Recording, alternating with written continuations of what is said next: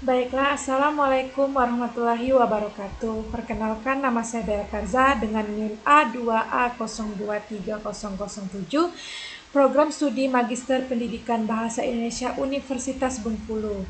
Nah, tujuan saya membuat video ini untuk memenuhi tugas statistik pendidikan yang diampu oleh Bapak Dr. Noel Mansa MPD dengan menguji perbedaan dua parameter dan rata-rata sampel bebas.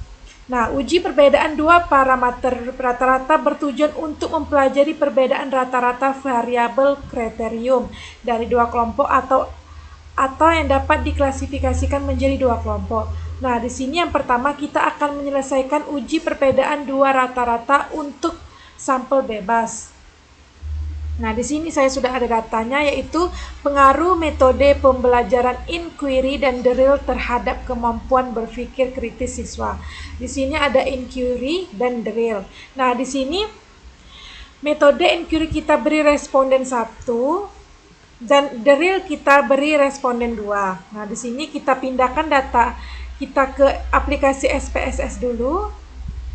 Nah, di sini responden satunya kita masukkan inquiry. Kita tulis inquiry satunya, responden satunya inquiry ya teman-teman. Nah, responden 2-nya itu the real.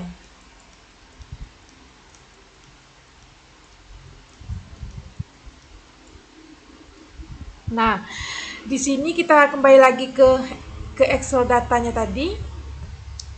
Nah, data inquiry ini kita pindahkan, kita copy, lalu kita pindah ke aplikasi SPS. Nah, di sini kita responden satunya tadi kita letakkan inquiry-nya, Ctrl V, dan kita kembali lagi ke datanya tadi.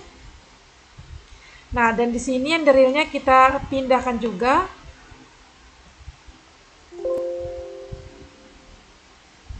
Kita pindahkan ke responden 2. Nah, di sini sudah kita pindahkan ya teman-teman. Setelah dipindahkan, biar agar lebih sederhana dan mudah dipahami, kita edit ke variable view. Nah, di sini di name ini kita rubah menjadi metode. Yang ini kita kritis. Nah, di sini desimalnya kita rubah menjadi 0 dan value ini kita rubah menjadi 1. Di sini kita tulis inquiry.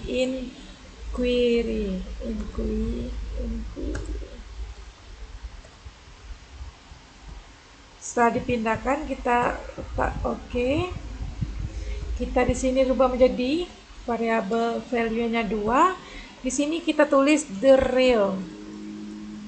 Kita pilih ini, terus kita klik ini. Setelah itu kita kembali lagi ke data view. Nah, di sini sudah lebih sederhana dari yang tadi ya. Terus tuh selanjutnya kita klik analyze. Kita pilih complements. Lalu kita pilih yang independent sample test. Nah, di sini kritisnya kita pindahkan ke test variabel dan metode kita pindahkan ke grup variabel. Terus kita klik ini, kita klik 1 dan klik 2. Oke. Setelah itu kita klik oke. Nah, di sini hasil datanya sudah ada ya teman-teman. Nah, agar lebih mudah membacakan hasilnya, saya sudah menyiapkan Word-nya. Kita pindahkan data ini ke Word biar lebih mudah dipahami. Oke, di sini sudah ada ya teman-teman. Nah, grup statistik. Nah, di sini pada tabel grup statistik dapat dilihat nilai rata-rata atau mean kemampuan berpikir kritis siswa dengan metode inquiry sebesar 8,20 dan standar deviasinya 0,919 serta untuk metode the real nilai rata-rata atau meannya sebesar 7,17 dan standar deviasinya 1,467. Ini dia. Hal ini menunjukkan secara deskriptif kemampuan berpikir kritis siswa dengan menggunakan metode inquiry lebih tinggi dan lebih konsisten daripada metode the real. Nah, selanjutnya pada tabel independent sample test. Nah, di sini pada kolom equal variance assessment dan baris Leve's test for equality variance yang diperoleh F-nya ini ya teman-teman, F-nya nilainya 2,191 dengan p-value-nya ini 0,1,54 atau lebih besar dari 0,05 yang berarti varians populasi kedua kelompok sama atau homogen. Nah, di sini kedua kelompok sama atau homogen ya teman-teman. Nah, selanjutnya karena varians dan data homogen maka equal variance assessment dan pada baris t-test for equality means diperoleh harga T-nya nilainya ini ya teman, T-nya ini 1,930 dengan B sama dengan 20 dan P-value-nya ini DF-nya tadi dan P-value-nya nilainya 0,068 dibagi 2 ini. Nah, hasilnya menjadi 0,034. Nah, atau lebih kecil dari 0,05 yang berarti HO-nya ditolak, H0-nya ditolak. Dengan demikian, hipotesis yang diajukan teruji oleh data, sehingga disimpulkan bahwa kemampuan berpikir kritis siswa dengan metode inquiry ini lebih tinggi daripada metode the real tadi ya teman-teman. Nah, selanjutnya uji perbedaan menggunakan sampel tak bebas. Nah, di sini kita kembali lagi ke aplikasi SPSS-nya. Tunggu dulu, kita ulang kembali untuk menguji perbedaan menggunakan sampel tak bebas. Kita kembali lagi.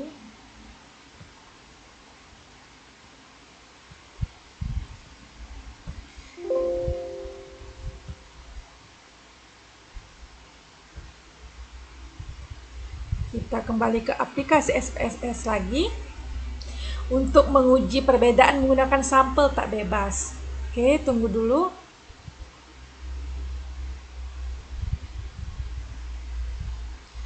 Nah, di sini kita buka lagi Excel-nya. Nah, di sini sudah ada datanya ya teman-teman. Data dari perbedaan hasil belajar siswa sebelum menggunakan kode Y1 dan sesudah menggunakan Y2 diberi media pembelajaran. Nah, di sini Y1-nya sudah ada, Y2-nya ada juga nilainya Y1 5, 6, 8, 7, 8, 6, 9, 8, 7, 8 dan Y2-nya 8, 9, 8, 8, 9, 7, 10, 9, 9 dan 10. Nah, hasilnya ini kita pindahkan ke aplikasi SPSS lagi. Kita copy. Kita ke aplikasi SPS lagi, lalu kita kopikan di sini, kita paste. Nah, oke.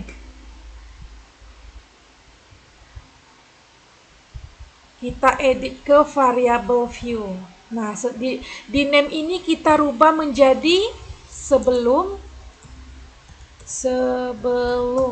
dan di sini var 002-nya kita menjadikan sesudah. Nah, di sini desimalnya kita merubahkan menjadi 0. Seperti cara tadi. Hanya saja tadi di sini value tidak diubah. Kita kembali lagi ke data view. Setelah kita ke sini, nah, kalian bisa lihat angkanya lebih sederhana dari yang tadi ya, teman-teman. Nah, selanjutnya kita klik analyze. Kita pilih lagi complements. Nah, kalau yang tadi kita klik independent sample test. Nah, di sini kita pilih pirate sample test. Nah, di sini sebelumnya kita pindahkan ke variable 1 dan sesudahnya kita ke variable 2. Oke. Kita klik OK. Nah, di sini hasilnya sudah ada teman-teman. Nah, tapi seperti cara yang tadi, agar lebih kita mudah membacanya, saya sudah menyiapkan lagi Word-nya agar lebih mudah dipahami.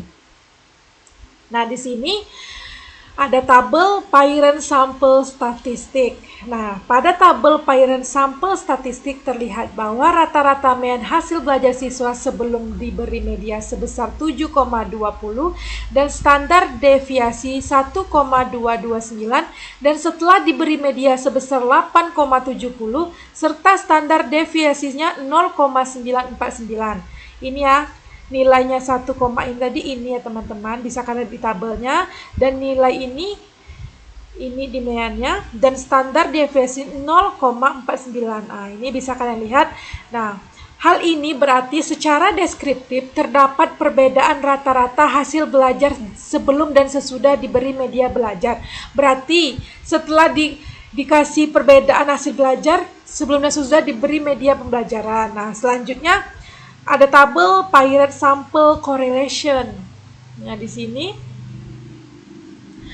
pada tabel Parent Sample Correlation diperoleh koefisien korelasi skor hasil belajar sebelum dan setelah diberi media sebesar 0,629 dan p-value-nya sama dengan 0,51 atau lebih besar dari 0,05 atau signifikan. Nah, dikatakan signifikan karena nilai yang p-value ini lebih besar dari 0,05. Nah, selanjutnya lagi pada tabel Parent Sample Test. Nah, pada tabel Parent Sample Test diperoleh perbedaan rata-rata meannya 1,5 yang berarti selisih skor hasil belajar setelah dan sebelum diberi media. Harga positif bermakna bahwa setelah diberi media pembelajaran, hasil belajar menjadi lebih tinggi daripada sebelum diberi media pembelajaran. Nah, kemudian diperoleh dengan error mean yang menunjukkan angka kesalahan baku perbedaan rata-rata sebesar 0,307. Selanjutnya, harga statistik T sama dengan 4,881. Ini ya teman-teman, di tabelnya T dengan DF-nya 9, ini nilainya, p-value-nya 0,001. Ini ya teman-teman, atau lebih kecil dari 0,05 atau HO-nya atau H0-nya ditolak. Dengan demikian dapat disimpulkan bahwa terdapat perbedaan hasil belajar siswa yang signifikan antara sebelum dan sesudah diberi media pembelajaran.